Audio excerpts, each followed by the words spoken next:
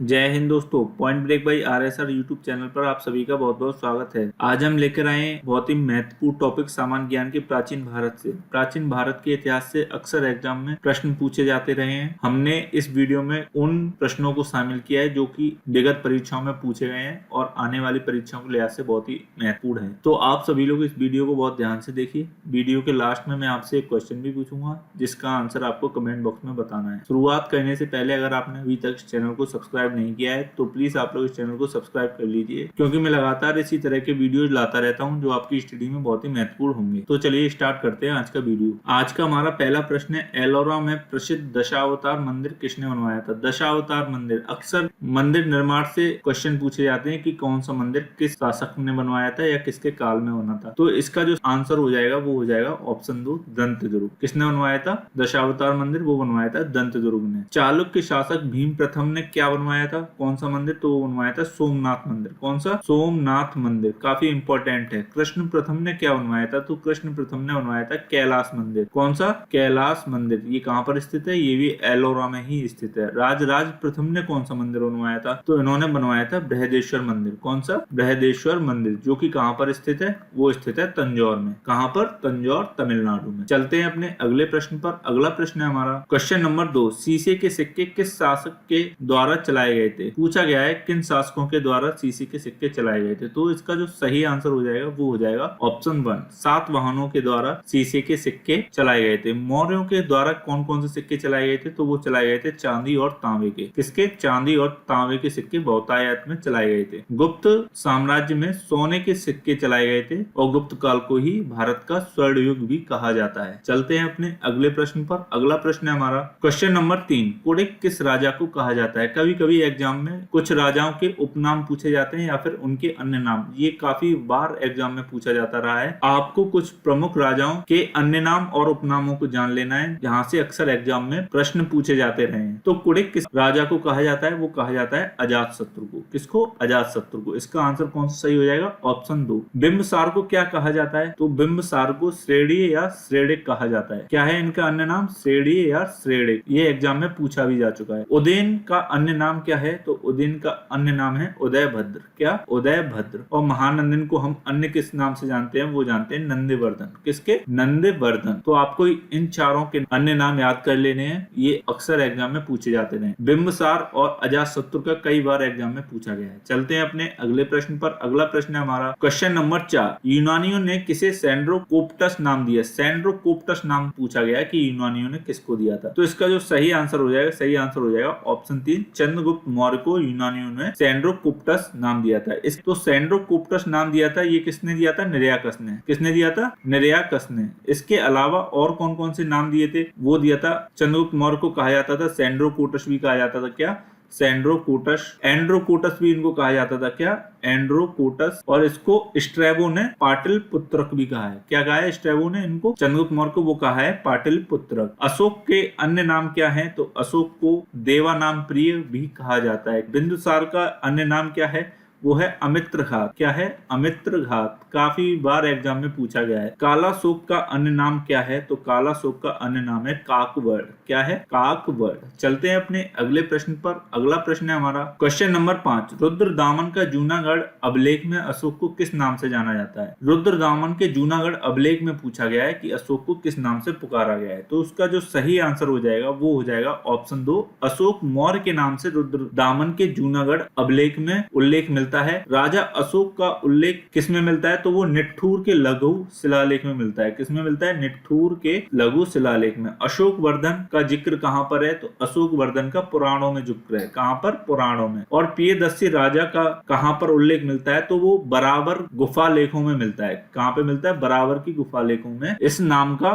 उल्लेख मिलता है। चलते हैं अपने अगले प्रश्न पर। अगला प्रश्न है हमारा क्वेश्चन नंबर 6, अशोक के काल में प्रलय किसे कहा जाता था? काफी बार ऐसी शब्दावलियां पूछी पूछी जाती हैं जो कि उस काल में यूज होती रही। जैसे कि अब यहाँ पे पूछा गया प्रलय किसके लिए यूज होता था अशोक के काल में, तो ये किसके लिए यूज होता था, ये होता था आपातकालीन कर के लिए। ऑप्शन 1 इसका सही आंसर हो जाएगा। निर्यात कर के लिए कौन सी शब्दावली यूज होती थी, वो थी निष्क्राम में। क्या थी? निष्क्राम में। और आयात कर के लिए कौन सी शब्दावली का यूज होता था, वो होता था प्रवेश। किसके लिए? प्रवेश के लिए। और एक प्रकार का जो भू राजस्व होता है, यानी कि भू राजस्व के लिए कौन सी शब्दावली का प्रयोग करते थे, वो करते थे बलि का। किसका? बलि का। और किसके काल में की जाती थी ये? वो अशोक के काल में की जाती थी। चलते हैं अपने अगले प्रश्न पर। अगला प्रश्न है हमारा क्वेश्चन नंबर 7। आर.एल. स्टाइन ने अशोक के किस अभिलेख की खोज की थी? कभी कभी कुछ अभिलेख हैं जिनकी खोजकर्ता भी हैं, तो वहां से भी प्रश्न बन जाता है एग्जाम में। अब यहाँ पे पूछ लिया गया है कि आर.एल. स्टाइन ने अशोक के किस अभिलेख की खोज की थी, तो इसका जो सही आंसर हो जाएगा वो हो जाएगा ऑप्शन 3। सारनाथ स्तंभ की जो खोज की थी वो किसने की थी?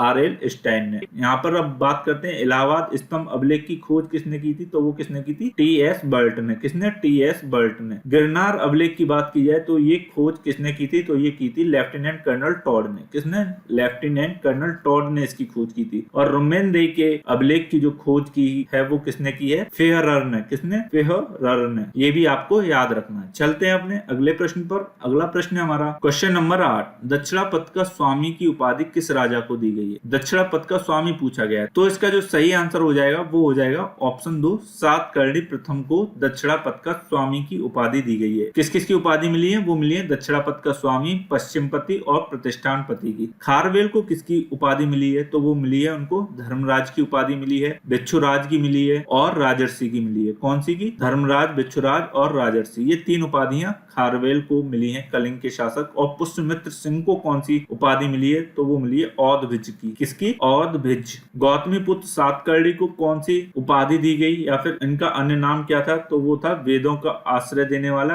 अद्वितीय। चलते हैं अपने अगले प्रश्न पर। अगला प्रश्न है हमारा क्वेश्चन नंबर 9। निम्न में से कौन सही सुमेलित नहीं है? यहाँ पर हमको नहीं वर्ड पर गौर करना है कि सही सुमेलित नहीं है, तो इसका जो सही आंसर हो जाएगा वो हो जाएगा ऑप्शन 2। प्रयाग प्रशस्ति रवि कीर्ति ने नहीं लिखी है, वो लिखी है हरिसेन के द्वारा लिखी गई है। किसने लिखा है? हरिसेन। अब बात की जाए मृच्छकटिकम, तो मृच्छकटिकम शूद्रक ने लिखी है। किरातार्जुनीय किसने लिखी है? वो भारवी ने लिखी है। और 10 कुमार चरित की रचना किसने की है? वो की है दंडिन ने। चलते हैं अपने अगले प्रश्न पर। अगला प्रश्न है हमारा क्वेश्चन नंबर 10। देवी चंद्रगुप्तम के रचनाकार कौन थे? यहाँ पर देवी चंद्रगुप्तम के रचनाकार पूछे गए हैं, तो इसका जो सही आंसर हो जाएगा वो हो जाएगा ऑप्शन 1 विशाख दत्त। किसने की है? विशाख दत्त ने। विशाख दत्त की एक और रचना पूछी जाती है, वो है मुद्रा राक्षस। ये भी काफी बार एग्जाम में पूछी गई है कि मुद्रा राक्षस किसने लिखी है, वो किसने लिखी है? विशाख दत्त ने। 12 मिहिर की कौन कौन सी रचनाएं हैं जो कि अक्सर एग्जाम में पूछी जाती है?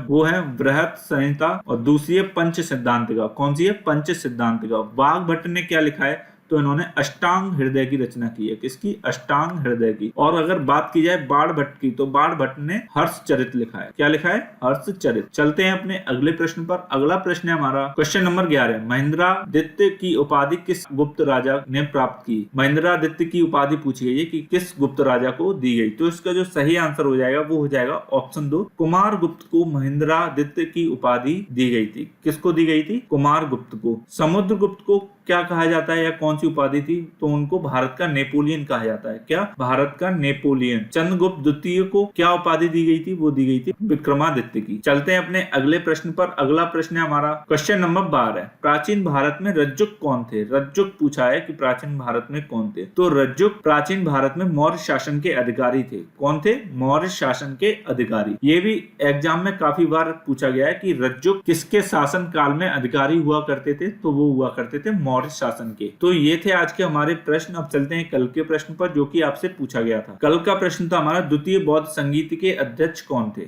द्वितीय बौद्ध संगीति के अध्यक्ष पूछे गए थे, तो इसका जो सही आंसर हो जाएगा वो हो जाएगा ऑप्शन 3 सर्वकामी। कौन थे? सर्वकामी। महाकश्यप पहले के थे, मोगलीपुत्र ये तीसरे के थे, और वसुमित्र ये चौथी बौद्ध संगीति के अध्यक्ष थे। अब आते हैं अपने आज के प्रश्न पर, जिसका जवाब आपको कमेंट बॉक्स में देना है। आज का प्रश्न है हमारा देवी चंद्रगुप्तम के रचनाकार कौन है? देवी चंद्रगुप्तम के रचनाकार पूछे गए हैं, तो ये 4 हमारे ऑप्शन दिए गए हैं। इनमें से जो भी आंसर सही हो उसको आप कमेंट बॉक्स में कमेंट करके जरूर बताएं। अगर आपको ये वीडियो अच्छा लगा हो तो प्लीज इस वीडियो को ज्यादा से ज्यादा लाइक और शेयर करें, और हमारे चैनल #PointBreak by RSR को यूट्यूब पर सर्च करके सब्सक्राइब करें। Thanks for watching. जय हिंद।